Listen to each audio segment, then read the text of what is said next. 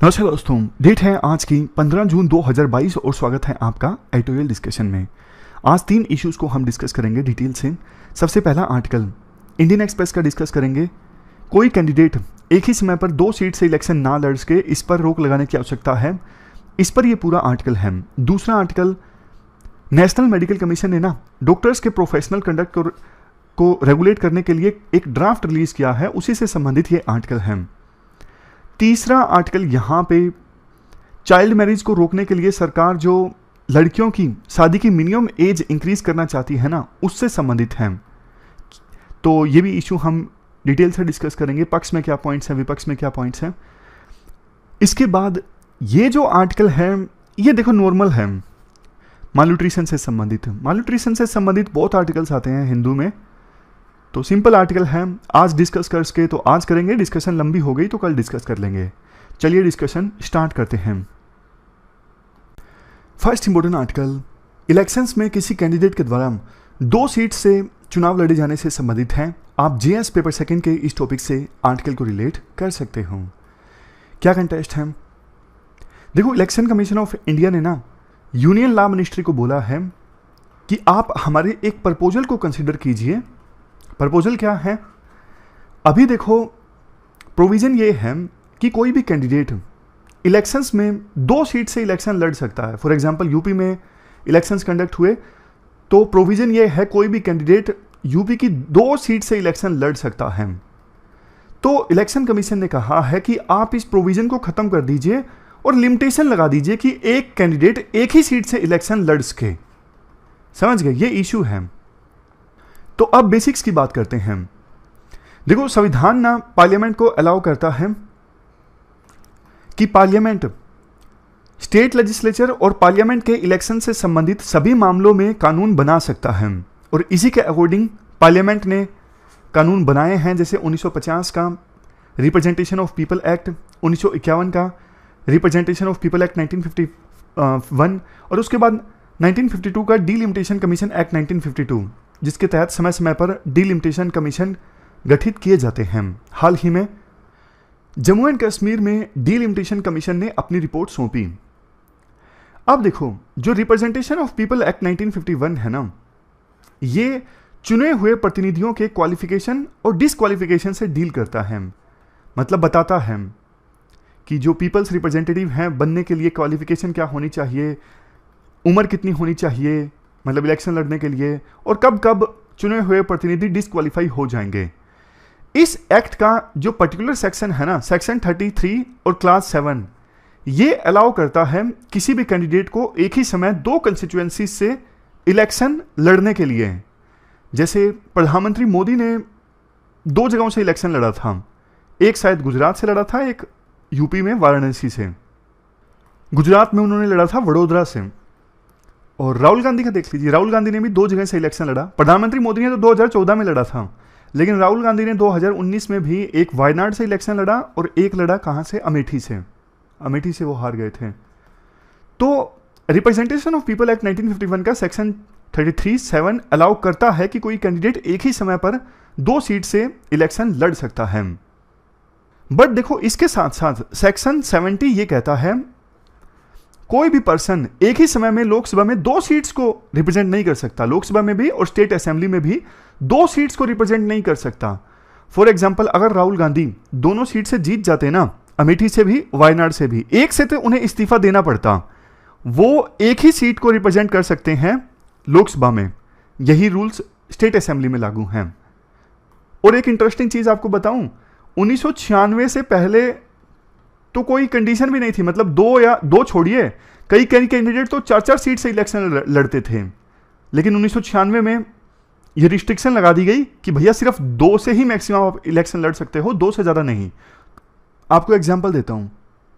जैसे 1950s में वाजपेयी ने 3-3 जगह से इलेक्शन लड़ा, एक बलरामपुर, ग्वालियर और तीसरा मुझे याद नहीं। जैसे देवीलाल हैं, वो भी 3-3 सीट से इलेक्शन लड़ा करते थे, लेकिन 96 में रूल आ गया कि मैक्सिमम 2। अब देखो, क्वेश्चन ये भी उठता है कि कोई भी कैंडिडेट 2 सीट से इलेक्शन लड़ता क्यों है?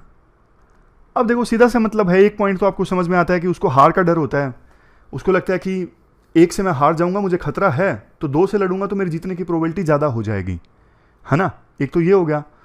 दूसरा कैंडिडेट इसलिए भी 2 सीट से इलेक्शन लड़ते हैं दिखाने के लिए कि देखो मेरा इन्फ्लुएंस यहाँ पर भी है, यहाँ पर भी है, एक समय मैं कहीं से भी जीत सकता हूँ।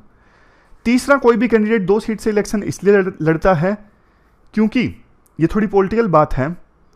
मान लीजिए प्रधानमंत्री मोदी ने गुजरात से लड़ा, तो गुजरात में वो ज़्यादा इन्फ्लुएंस कर पाएंगे बाकी सीट्स पर। गुजरात के लोगों को अपनापन लगेगा कि देखो प्रधानमंत्री मोदी हमारे स्टेट से इलेक्शन लड़ रहे हैं, तो बाकी सीट्स पर भी इसका असर पड़ेगा, गुजरात के लोग ज़्यादा वोट देंगे। उसी प्रकार से यूपी से लड़े प्रधानमंत्री मोदी, तो यूपी के लोग भी ज़्यादा इन्फ्लुएंस हुए। मतलब कहने का ये है, आसपास के जो वोटर है ना, सिर्फ वो सीट छोड़िए, आसपास के वोटर, उस स्टेट के वोटर भी ज़्यादा इन्फ्लुएंस होते हैं जब कैंडिडेट वहाँ से इलेक्शन लड़ता है। स्टेट के अंदर भी देख लीजिए, मान लीजिए कोई लीडर नॉर्थ हरियाणा की किसी सीट से इलेक्शन लड़ेगा तो पूरा नॉर्थ हरियाणा इन्फ्लुएंस होगा, साउथ हरियाणा की सीट से इलेक्शन लड़ेगा तो आसपास की सीट भी इन्फ्लुएंस होती हैं। तो इन प्रोविजंस के कारण ना एक मामला गया था कोर्ट में, इलाहाबाद हाई कोर्ट में, Raja John Bunch versus union of India. इस केस में ना इलाहाबाद हाई कोर्ट ने अपहेल्ड किया कि रिप्रेजेंटेशन ऑफ पीपल एक्ट 1951 के सेक्शन 33 क्लास 7 में कुछ गलत नहीं है, सही है। मतलब जो कुछ है संविधान के अकॉर्डिंग है कि कैंडिडेट 2 सीट से इलेक्शन लड़ सकता है, इसमें कुछ गलत नहीं है। बट देखो नुकसान पता क्या होता है, जब कोई कैंडिडेट 2 सीट से इलेक्शन लड़ता है ना, तो अब 1 सीट से तो उसे इस्तीफा देना पड़ेगा representation of people act section 70 के अकॉर्डिंग। तो सरकार के रिसोर्सेज का वेस्ट हुआ ना, 2 सीट से इलेक्शन लड़ रहे हैं, सरकार के रिसोर्सेज का वेस्ट हो गया, दोबारा इलेक्शन कंडक्ट करवाने में खर्चा तो आएगा। और इलेक्शन कमीशन को ना सीट खाली होने के मैक्सिमम 6 महीनों के अंदर इलेक्शन करवाना पड़ता है। तो मान लीजिए यूपी में इलेक्शन कंडक्ट हुए, अब कैंडिडेट 2 सीट से चुना गया, 1 से उसने इस्तीफा दे दिया, अब वहां पे मान लीजिए इलेक्शन 6 महीने बाद होते हैं, तो 6 महीने तक तो वो सीट खाली रही ना, 6 महीने तक तो उस सीट पर कोई रिप्रेजेंटेशन नहीं था, तो उस कंस्टिट्यूएंसी के लोगों को भी नुकसान हुआ ना कि 6 महीने तो उनकी कोई रिप्रेजेंटेशन है ही नहीं असेंबली में। नेक्स्ट डिसएडवांटेज ये है कि देखो बाकी कंस्टिट्यूएंसीज के साथ ना थोड़ा अन्याय हो जाता है कि उस कंस्टिट्यूएंसी के लोगों को तो दोबारा से अपने प्रतिनिधि को चुनने का मौका मिल गया, लेकिन बाकियों कंस्टिट्यूएंसीज के लोगों को नहीं मिला, तो थोड़ा सा यहाँ पे इनइक्वालिटी आ जाती है वोटिंग राइट्स में। नेक्स्ट प्रोविजन, देखो आमतौर पर जब चुनाव होते हैं ना, चुनाव में जिसकी सरकार बनी फिर तुरंत आप बाई इलेक्शन करवाओगे तो ज्यादातर चांस यही होता है कि जिस पार्टी की सरकार बनी है ना वही सरकार बाई इलेक्शन जीतती है। ऐसा क्यों होता है? ऐसा देखो इसलिए होता है, लोगों को लगता है कि इस पार्टी की सरकार आ गई है, इस पार्टी के ही कैंडिडेट को जिताते हैं तो कम से कम यहां पे काम तो होंगे, डेवलपमेंट आएगी। तो फिर उस कंस्टिट्यूएंसी के लोग जो है ना ज्यादातर समय रूलिंग पार्टी के कैंडिडेट को ही वोट देते हैं। तो ये भी एक डिस्क्रिपेंसी है डेमोक्रेसी में कि रूलिंग पार्टी को एडवांटेज हो जाता है, उसकी नई नई सरकार बनी है तो बाई इलेक्शन में उस पार्टी का ही कैंडिडेट जीतता है। तो इन सब रीजंस के कारण इलेक्शन कमीशन ने अब प्रपोजल भेजा है लॉ मिनिस्ट्री को कि भैया प्लीज आप रिप्रेजेंटेशन ऑफ पीपल एक्ट के सेक्शन 33 क्लास 7 में चेंज कर दीजिए और ये कर दीजिए कि कोई भी कैंडिडेट सिर्फ 1 सीट से इलेक्शन लड़ सके, 2 सीट से नहीं। और अगर आप नहीं करना चाहते तो कम से कम इतना प्रोविजन कर दीजिए, जो कैंडिडेट 2 सीट से इलेक्शन लड़ा और उसने 1 सीट से इस्तीफा दिया, वही कैंडिडेट बाई इलेक्शन का खर्चा भरेगा। समझ गए? मान लीजिए राहुल गांधी 2 सीट से जीत गए, 1 सीट से जिससे वो इस्तीफा देंगे ना, तो राहुल गांधी ही उस सीट पर होने वाले बाई इलेक्शन का सारा खर्चा भरेंगे। तो ये एक डेटरेंस का काम करेगा। वैसे देखो एक और सजेशन भी है। सजेशन ये है, मान लीजिए एग्जाम्पल के तौर पर राहुल गांधी दोनों सीट पर जीत जाते, जीते नहीं, अमेठी में हार गए, लेकिन मान लीजिए जीत जाते, अमेठी में भी और वायनाड में भी। तो अमेठी से मान लीजिए उन्होंने इस्तीफा दे दिया और दूसरे नंबर पे आए स्मृति ईरानी। तो दूसरे नंबर पे जो कैंडिडेट आया ना उसको बाद में कैंडिडेट बना दो, उसी सीट से रिप्रेजेंटेटिव बना दो। मतलब जिस सीट से कैंडिडेट इस्तीफा दे रहा है ना, तो उस इलेक्शन में दूसरे नंबर पे जो कैंडिडेट आया था ना, तो दूसरे नंबर वाले को अब रिप्रेजेंटेशन दे दो उस सीट का, बजाय के फिर से इलेक्शन करवाने के। तो ये भी एक अच्छा सॉल्यूशन है। तो ये पूरा आर्टिकल हमने डिस्कस किया एक से अधिक सीट पर यानी 2 सीट पर कैंडिडेट्स के द्वारा इलेक्शन लड़े जाने से संबंधित। अब चलते हैं आगे। अगला आर्टिकल ना डॉक्टर्स से संबंधित है। डॉक्टर्स को गाइडलाइंस देने के लिए नेशनल मेडिकल कमीशन ने एक ड्राफ्ट जारी किया है, ड्राफ्ट ऑफ रेगुलेशंस। आप जीएस पेपर 2 के इस टॉपिक से आर्टिकल को रिलेट कर सकते हो। ये ड्राफ्ट देखो नेशनल मेडिकल कमीशन ने इसलिए जारी किया है ताकि डॉक्टर्स का जो प्रोफेशनल कंडक्ट है ना उसे इंप्रूव किया जा सके, मतलब डॉक्टर और ज़्यादा बेहतर ढंग से प्रोफेशनली काम कर सकें। तो ये जो ड्राफ्ट है ना इसमें कई सारे चैप्टर्स हैं। चैप्टर 2 से लेकर चैप्टर 6 डील करते हैं डॉक्टर्स के प्रोफेशनल कंडक्ट के बारे में। फॉर एग्जांपल जो रजिस्टर्ड मेडिकल प्रैक्टिशनर्स हैं उनकी क्या ड्यूटीज़ हैं अपने पेशेंट्स के प्रति, एक डॉक्टर की दूसरे डॉक्टर के प्रति क्या रिस्पॉन्सिबिलिटी है, डॉक्टर्स की पब्लिक के प्रति क्या रिस्पॉन्सिबिलिटी है, अलाइड हेल्थ प्रोफेशनल्स के प्रति क्या रिस्पॉन्सिबिलिटी है, और सबसे लास्ट में प्रोफेशनल मिसकंडक्ट क्या है और क्या नहीं है। राइटर कहते हैं देखो ज़्यादातर जो रेगुलेशंस है ना वो पहले एक बॉडी हुआ करती थी, medical council of India. Medical council of India के द्वारा जो रेगुलेशंस जारी किए गए थे वही सेम है जो अब डॉक्यूमेंट रिलीज किया गया है नेशनल मेडिकल कमीशन के द्वारा। लेकिन कुछ प्रोविजंस नए हैं और जिनको लेके हमारा ऐतराज़ भी है। जैसे एक प्रोविज़न ये किया गया है किसी भी डॉक्टर को अपने पिछले 3 साल के जो भी पेशेंट्स उन्होंने देखे हैं ना डॉक्टर ने, उनका रिकॉर्ड संभाल के रखना है। मतलब जिन भी पेशेंट्स ने कंसल्ट किया है डॉक्टर से पिछले 3 सालों में, उन सब का रिकॉर्ड डॉक्टर को संभाल के रखना है। राइटर कहते हैं देखो बहुत सारे डॉक्टर्स हैं जो इकोनॉमी ऑफ स्केल पे खेलते हैं, मतलब उनकी कंसल्टेशन फीस काफ़ी कम होती है, वहाँ पे उनके क्लिनिक्स में स्टाफ भी काफ़ी कम होता है। लेकिन इस प्रोविज़न की वजह से ना डॉक्टर के ऊपर कंप्लायंस कॉस्ट इंक्रीज हो जाएगी, उसे अलग से स्टाफ रखना पड़ेगा, एक्स्ट्रा उनका खर्चा आएगा, बर्डन इंक्रीज हो जाएगा, उनका टाइम भी वेस्ट होगा, तो उनको कंसल्टेशन फीस अपनी इंक्रीज करनी पड़ेगी। तो इससे किसका नुकसान होगा? जनता का नुकसान होगा।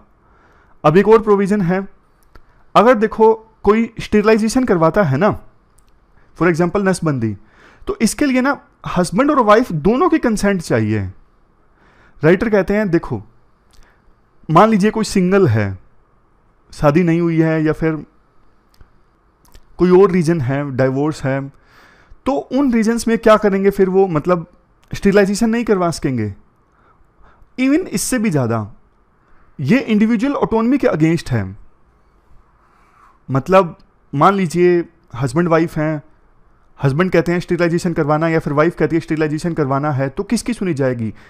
अब फाइनली तो डिसीजन ये होएगा ना कि किसी भी पर्सन को अपनी बॉडी के ऊपर पूरा अधिकार है, तो बॉडी के ऊपर जो अधिकार होता है ना उसका हनन हो जाएगा अगर दोनों की कंसेंट जरूरी हो जाएगी। नेक्स्ट, पहले एक कंट्रोवर्शियल प्रोविजन था कि डॉक्टर्स को चरक शपथ लेनी होगी, इस प्रोविजन को ड्रॉप कर दिया गया है और पहले जो डिक्लेरेशन ऑफ जेनेवा के अकॉर्डिंग डॉक्टर्स ओथ लेते थे ना, उसी के अकॉर्डिंग अब ओथ ली जाएगी डॉक्टर्स के द्वारा। राइटर कहते हैं तो अच्छी चीज़ है। वैसे भी वर्ल्ड मेडिकल एसोसिएशन का फाउंडर मेंबर है इंडिया, और इंडिया ने वर्ल्ड मेडिकल एसोसिएशन की डिक्लेरेशन में ड्राफ्ट बनाने में भी कंट्रीब्यूट किया था।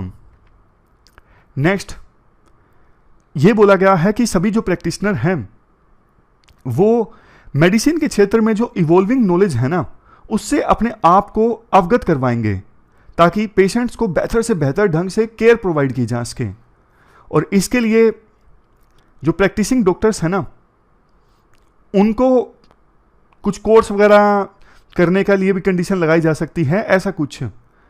तो राइटर कहते हैं देखो वैसे भी आज के समय में ना डिजिटलाइजेशन का ज़माना है, डॉक्टर्स खुद ही अपने आप को अपडेट करवाते रहते हैं।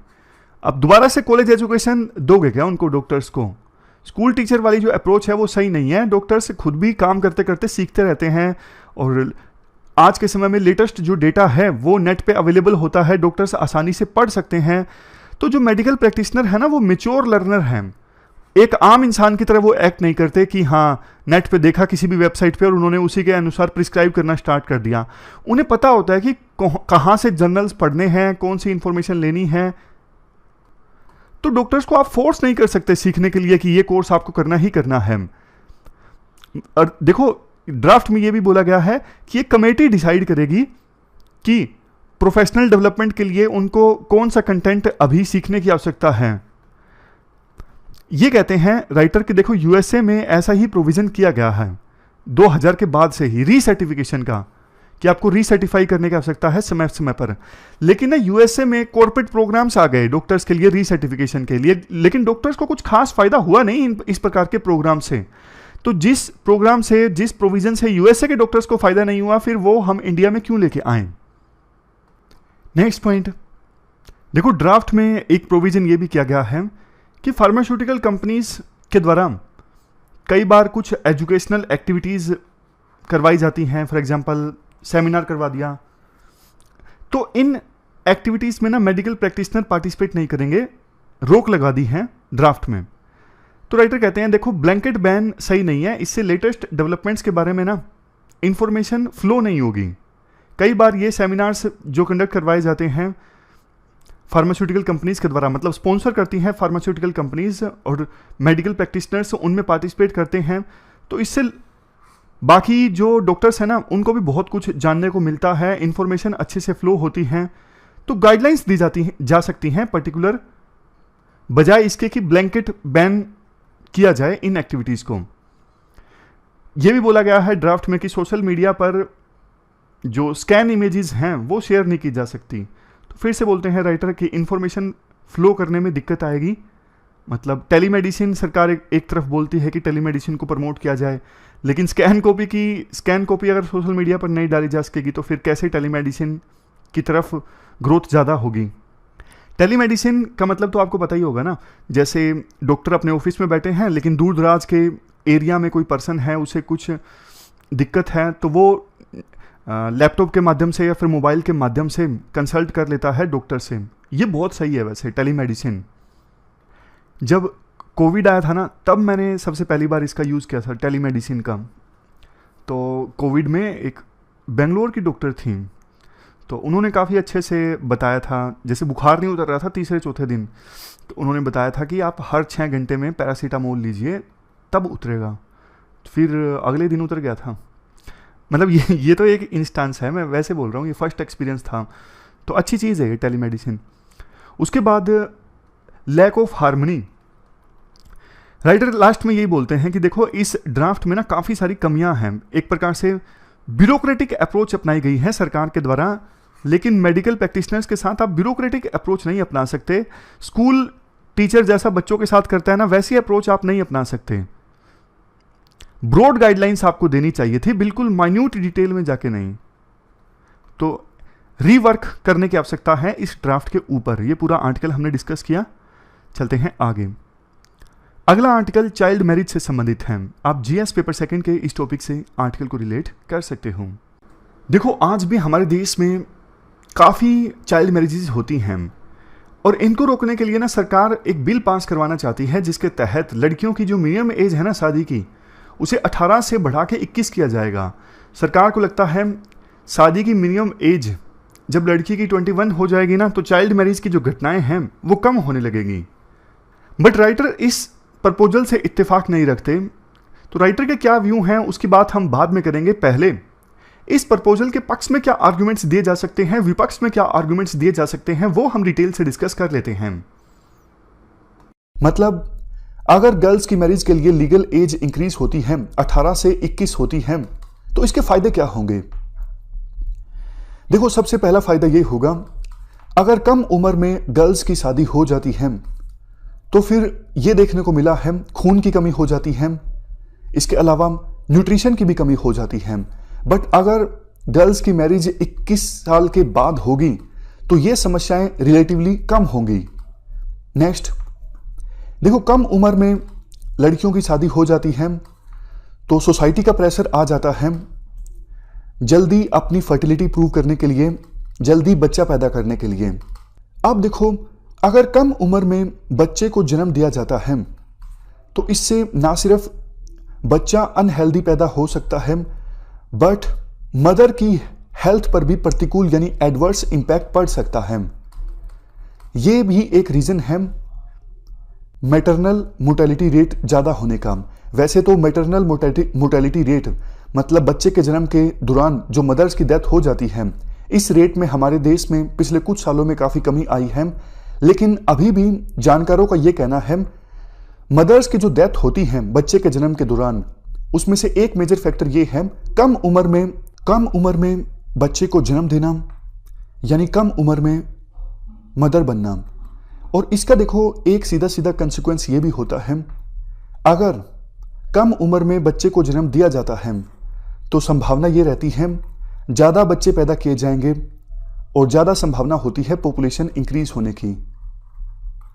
अगर लेट उम्र में महिला मां बनती है तो फर्टिलिटी रेट कम होगी। तो एक सरकार के मन में यह भी चल रहा है कि ऐसा करके, मतलब गर्ल्स की मैरिज की लीगल एज को इंक्रीज करके पॉपुलेशन कंट्रोल की दिशा में भी आगे बढ़ा जा सकता है। नेक्स्ट पॉइंट ये है, जब देखो लड़कियां कम उम्र में शादी कर लेती हैं तो देखो बहुत बार ये होता है उनको जानकारी नहीं होती, अवेयरनेस नहीं होती सेक्सुअल एंड रिप्रोडक्टिव हेल्थ के बारे में। और आर्टिकल में कहा जाता है जब कम उम्र में शादी हो जाती है तो अपने पार्टनर्स के साथ वो नेगोशिएट नहीं कर पाती कि इस प्रकार की सेफ सेक्सुअल प्रैक्टिसेस को फॉलो करना जरूरी है या फिर हमें फैमिली प्लानिंग करनी चाहिए। उनकी जो नेगोशिएटिंग पावर होती है वो रिलेटिवली कम होती है।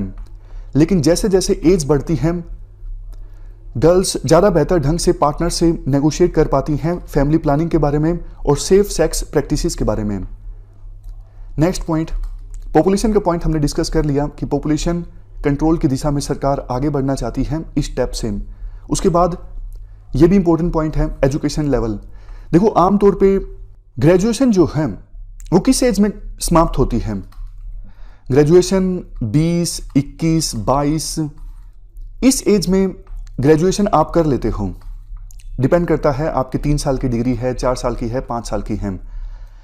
अगर देखो 21 साल कम से कम मैरिज होगी लड़कियों की शादी के लिए तो फिर पेरेंट्स हायर एजुकेशन के लिए मना नहीं करेंगे। अभी 18 एज है और 18 तक तो ग्रेजुएशन होती ही नहीं है। तो कई बार ऐसा होता है खास करके रूरल एरियाज में पेरेंट्स बोलते हैं कि आपने 12वीं कर ली, बहुत है, अब आपकी शादी कर दी जाएगी। तो इस वजह से गर्ल्स हायर एजुकेशन नहीं प्राप्त कर पाती। लेकिन लीगल एज इंक्रीज होने से गर्ल्स हायर एजुकेशन प्राप्त कर पाएंगी, अपने एम्बिशंस को अचीव कर पाएंगी। सबसे लास्ट में जेंडर पैरिटी।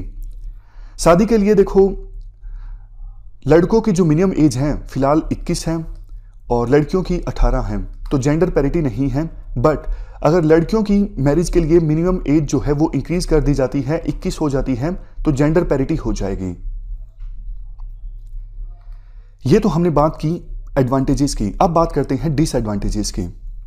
मान लीजिए सरकार इस इशू को लेके कानून बना देती है और लड़कियों की मैरिज के लिए जो लीगल एज है वो 21 हो जाती है।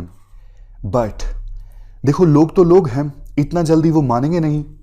18 से 21 साल की उम्र में भी बहुत सारी गर्ल्स की जो मैरिजेस हैं वो होती रहेंगी और इस एज ग्रुप में बहुत सारी जो गर्ल्स हैं वो तो देखो माँ भी बन जाएंगी। बट जब वो हॉस्पिटल्स जाएंगी बच्चे के जन्म के लिए तो उन्हें डर रहेगा, कहीं ऐसा तो नहीं कि सरकार हमारे खिलाफ कार्रवाई कर दे, क्योंकि मिनिमम एज तो 21 है, तो कोई गर्ल 18 से 21 के बीच में कैसे मां बन सकती है। तो इस डर के चलते बहुत सारी जो गर्ल्स हैं, वुमेन हैं, वो जाएंगी नहीं हॉस्पिटल्स में डिलीवरी के लिए।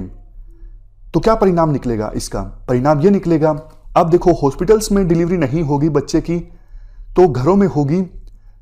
तो इससे बच्चे के जन्म के दौरान मदर्स की हेल्थ पर ज़्यादा प्रतिकूल असर पड़ सकता है और मैटरनल मोर्टेलिटी रेट कम करने की जो हम कोशिश कर रहे हैं वो बढ़ सकती है। दूसरा डिसएडवांटेज ये है, अगर देखो कानून बन जाता है इस संदर्भ में तो अवेयरनेस फैलने में समय लगेगा। 18 से 21 एज ग्रुप में शादी होती रहेंगी लड़कियों की। तो अब देखो 21 से कम साल की उम्र में लड़की की अगर शादी होती है तो वो चाइल्ड मैरिज कहलाएगी। तो चाइल्ड मैरिज के जो केसेस हैं एकदम से बहुत ज़्यादा इंक्रीज हो जाएंगे। नेक्स्ट पॉइंट, देखो पिछले साल तक तो सरकार इस बात पर विचार कर रही थी जो लड़कों की एज है मैरिज के लिए मिनिमम एज 21, उसे कम करके 18 कर दिया जाए ताकि जेंडर पैरिटी आ जाए। बट एकदम से सरकार ने यह फैसला क्यों लिया? सरकार के फैसला लेने के पीछे एक मेजर रीजन ये है, पॉपुलेशन कंट्रोल करने की दिशा में आगे बढ़ना। बट देखो, आपको याद होगा हमने पॉपुलेशन से संबंधित आर्टिकल को डिस्कस किया था, तो उसमें यह कहा गया था फर्टिलिटी रेट जो है वो इंडिया में ऑलरेडी कम हो रही है, तो इस प्रकार के तरीके अपनाने की आवश्यकता नहीं है फर्टिलिटी रेट को कम करने के लिए। अभी आवश्यकता यह है कि आप डेमोग्राफिक डिविडेंड को अच्छे से यूटिलाइज कीजिए, स्किल्स दीजिए। कई सारे राज्य तो ऐसे हैं जहां पे अब फर्टिलिटी रेट 2 से भी कम है। इवन सरकार जो बोलती है कि गर्ल्स की मैरिज के लिए लीगल एज को इंक्रीज करके मालन्यूट्रिशन की समस्या को कुछ हद तक एड्रेस किया जा सकता है। आर्टिकल में कहा जाता है, देखो मालन्यूट्रिशन का जो ये साइकिल है, इंटरजनरेशनल साइकिल, होता क्या है, मान लीजिए मदर में न्यूट्रिशन की कमी है, तो वो मदर जो बच्चे को जन्म देगी, बच्चे में भी न्यूट्रिशन की कमी मिलेगी। अब बच्चे में जब न्यूट्रिशन की कमी मिलेगी तो उसका दिमाग ठीक से विकसित नहीं हो पाएगा, क्योंकि देखो अगर न्यूट्रिशन की कमी होती है तो माइंड डेवलप नहीं हो पाता, वो बच्चा ठीक से पढ़ नहीं पाएगा तो काम नहीं कर पाएगा, वो काम नहीं कर पाएगा तो फिर से गरीब रह जाएगा। तो पुवर्टी के कारण ये जो साइकिल है वो चलता रहता है मालन्यूट्रिशन का। तो इसलिए अगर आपको मालन्यूट्रिशन की समस्या एड्रेस करनी है ना, आप गरीबी पर ध्यान दीजिए। पुवर्टी अगर आप एड्रेस करते हो तो मालन्यूट्रिशन की समस्या को आप खत्म कर सकते हो, ना कि गर्ल्स के लिए लीगल एज को इंक्रीज करके। इवन ये भी कहा जाता है गर्ल्स और वुमेन के लिए जो न्यूट्रिशनल प्रोग्राम है उनकी इंप्लीमेंटेशन को आप इंप्रूव कीजिए, आंगनवाड़ी से लेके स्कूल्स तक। बट ऐसा करने के बजाय सरकार ने फोकस किया है एज को इंक्रीज करने पर। लास्ट में अब वे फॉरवर्ड में कहा जाता है, देखो जो भी टास्क फोर्स गठित की हुई है उस टास्क फोर्स को कुछ बातों पर ध्यान देना चाहिए।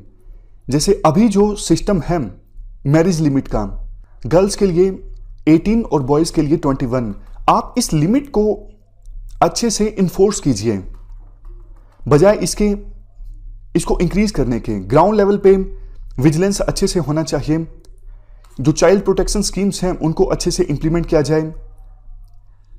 मैरिजेस का और बर्थ्स का रजिस्ट्रेशन जरूरी होना चाहिए, और अगर नहीं होता है तो फिर इसके खिलाफ कार्रवाई की जा सकती है। आप इसे अच्छे से इन्फोर्स कीजिए। लोगों के बिहेवियर में बदलाव लाने के लिए अवेयरनेस कैंपेन चलाइए, ताकि जो रिग्रेसिव सोशो कल्चर बैरियर्स हैं उनको दूर किया जा सके, जिसकी वजह से जैसा हमने डिस्कस किया था समाज में एक प्रेशर होता है कपल पर कि शादी हुई, फर्टिलिटी रेट को प्रूव करना। तो ये तो देखो एक पुराने आर्टिकल की सहायता से हमने एडवांटेजेस और डिसएडवांटेजेस को जाना, लेकिन अब आज के आर्टिकल में राइटर के क्या व्यूज़ हैं वो हम जानते हैं। वो देखो डेटा की सहायता से ना ये प्रूव करने की कोशिश करते हैं, अगर आप सीधा वुमेन की मिनिमम एज जो है मैरिज की इसे इंक्रीज कर देते हो तो उतना फ़ायदा नहीं होगा। लेकिन ये देखा गया है डेटा की सहायता से, वो प्रूव करने की कोशिश करते हैं कि अगर गर्ल्स ने कम से कम 12 साल तक एजुकेशन प्राप्त की है ना, तो चांस कम है कि उनकी जल्दी शादी होगी। तो आप महिलाओं का जो एजुकेशन लेवल है ना उसे इंप्रूव कीजिए, इलिटरेसी को दूर कीजिए, उनको एम्प्लॉयमेंट के लिए योग्य बनाइए, स्किल्स दीजिए, तो चाइल्ड मैरिज में ना अपने आप कमी आ जाएगी।